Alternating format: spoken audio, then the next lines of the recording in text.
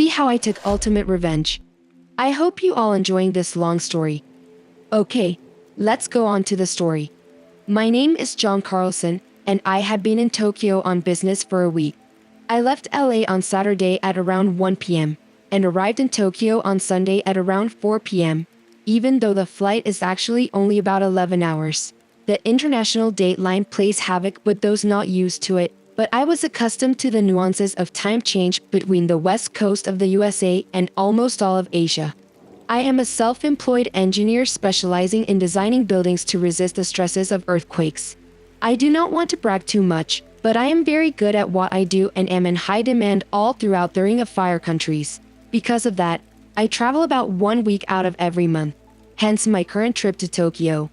My week had gone well and I was right on schedule to get back to LA for the weekend. I had called my wife Nancy and told her I will be leaving Tokyo on Friday at 5 p.m. and should be arriving in LA at around 11:10 a.m. I told her I miss you and I can't wait to see you. She asked me, "What time do you think you will be home?" I told her by the time I get my luggage and pick up the car, I will probably there around 1 p.m. or maybe a little later. She said, "Good. I can't wait for you to get home. I love you, honey." I smiled to myself and said, "I love you too, baby. Bye." She said, "Bye. I should probably tell you a little bit about us. I am 36 years old, 6 foot tall, and weigh around 200 pounds. I have dark hair and I have a rather rugged appearance since I do spend some amount of time in the outdoors. I also work out at the health club, so I am pretty well toned up. I am sure most guys think of me as being in good shape and no women turn away in disgust. Actually, I am an attractive man if I do say so myself. Nancy is more than attractive. She could be a model if she chose to be.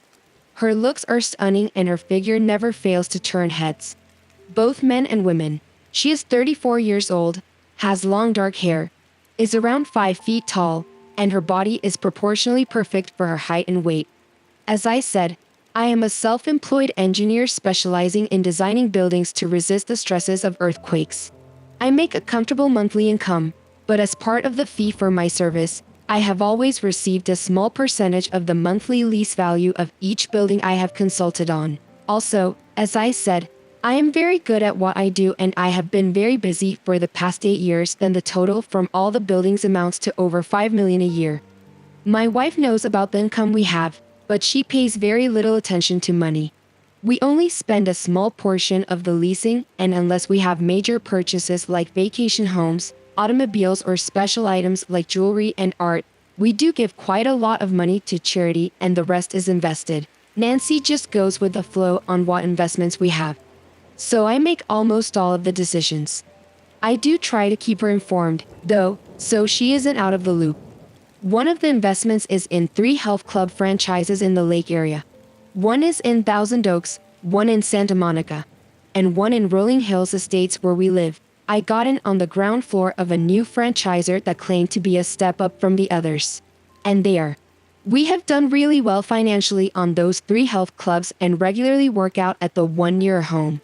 Only the manager knows we own the place and we get no special treatment. We just like to go there because it is very nice and close to her home. Nancy does not need to work and she chooses to not work. She is involved with a couple of charity activities on a weekly basis and does some fundraising activities for one of the nationally known hospitals.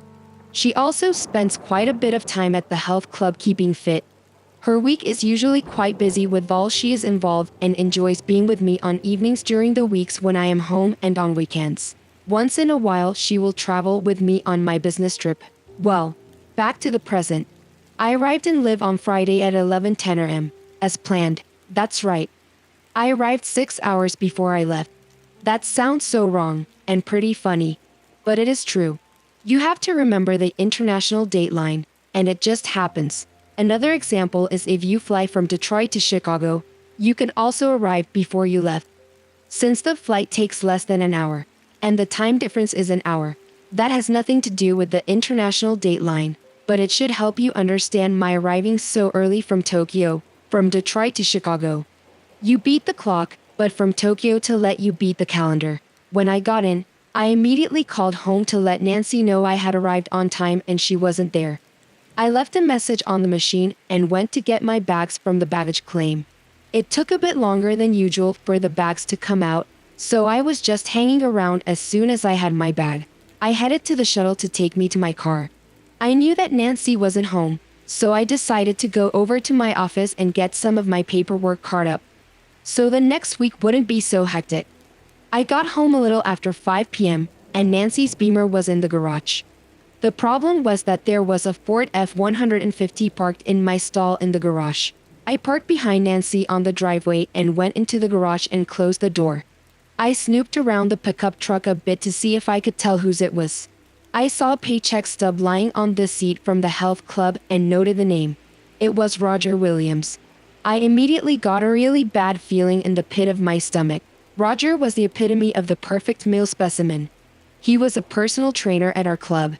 Roger is about 6'4" tall, probably weighs 230 pounds with not an ounce of unnecessary fat. He is sculpted to perfection. That feeling in the pit of my stomach didn't get any better as I thought about these facts. I went into the house and called out to Nancy. I didn't get a response, so I knew she must be upstairs. The feelings kept getting worse and worse. I decided to move forward with stealth and caution to see what was going on. I crept up the stairs and down the hallway to her bedroom. As I neared the door, I could hear talking and moaning. I was beyond feeling bad now. I was downright sick. Sick with the knowledge that the love of my life, my darling wife, my confidant, my lover was having play with Roger. Apparently, Nancy had made the mistake of thinking I was coming home at 11:10 a.m. on Saturday morning. She must have forgotten that the international dateline plays havoc with the calendar. She must have thought that she had the whole night to be with Roger and have him leave in the morning. She thought wrong. I just stood there. I couldn't move. I stood in the hallway outside our room and listened. I listened for 15, 20, who knows, maybe even 30 or more minutes to the sounds of their 53 Chul activity and their conversation. I was churning inside. My rage was growing with every second, but I listened. Oh, Roger, you playing so good. Even better than that wimp husband of yours. John's not a wimp, Roger, but you do me better than he does, she answered. I am sure if you took my blood pressure right then and there, it would have blown the top off of the gauge. I was churning inside. I was in a rage. I was so hurt and disappointed, but at the same time, I was a steam engine ready to blow. I screamed, "You sons of bitches." I stormed into the room. They jumped apart as I entered the room and both just stared at me with shocked looks on their faces. "Get off my wife, you lonely mother," ducking a start. I yelled. "Get out of my house this minute. Get out." Nancy started to scream and cry, and I told her, "I will deal with you next. Now get your ass moving, Roger." I yelled again, but then I grabbed him and started to push him around. Big mistake. He was a guilty son of 4, ducking another man's wife. And had I not grabbed him, he probably would have left, and I am guessing it wouldn't have taken him long.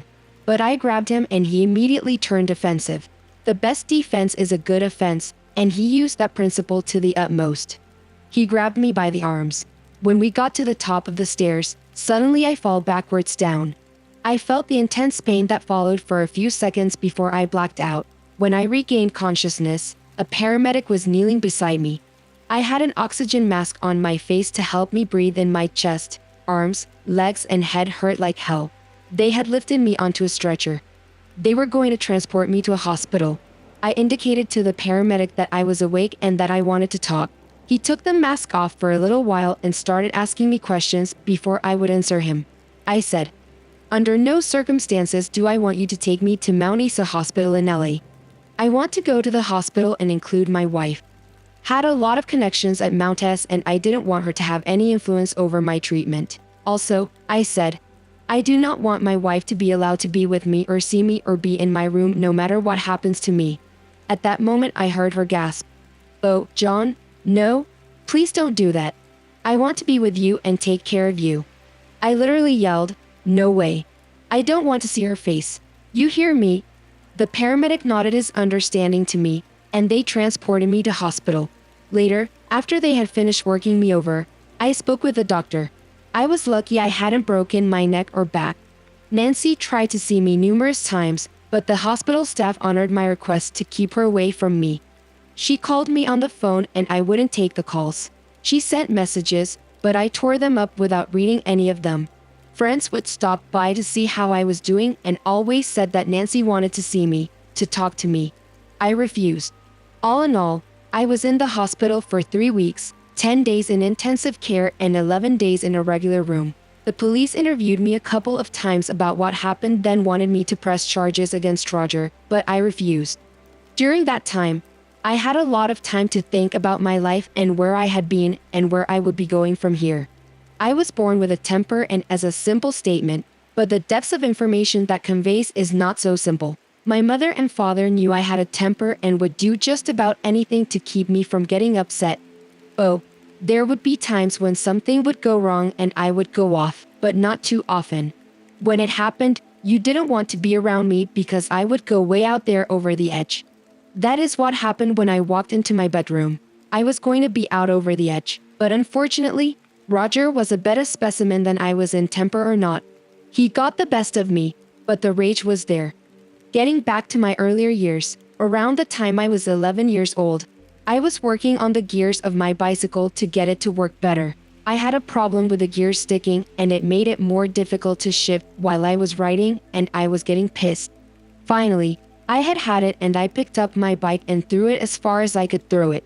The front fork snapped off and both tires went flat. I had also bent the wheels, so it wobbled when you moved it. It was a total mess. Then I stormed in the house and told my mom that they would need to buy me a new bike because mine was broke. To her credit, she said, "John, I saw what happened, and this time you are going to have to live with the consequences of your temper. We do not have the money to buy you a new bicycle right now, so you will either have to fix this one or live without a bike for a while." I did throw a fit when I got over it very fast. At that moment, I realized that my temper would do nothing but get me into trouble if I let it get the best of me. At that moment, I knew I had to change the way I lived my life or endure some pretty awful consequences. But I knew I still had the temper, but I vowed to control it so I wouldn't pay the price I was now paying. Well, my dad helped me fix up the bike, so it turned out pretty good. But the lesson was learned, and I rarely went out over the edge again. My parents noticed a change in the way I acted too, and I am sure they were very thankful for that. They no longer had to walk on pins and needles around me. How did I control my temper in the years that ensued? I plotted my revenge. If someone had wronged me, I would think for hours on end how I would get even with them, how I would make them pay for what they had done with the plotting. My temper would cool, and I never actually got to the point of exacting my revenge. The bomb was diffused and life moved on.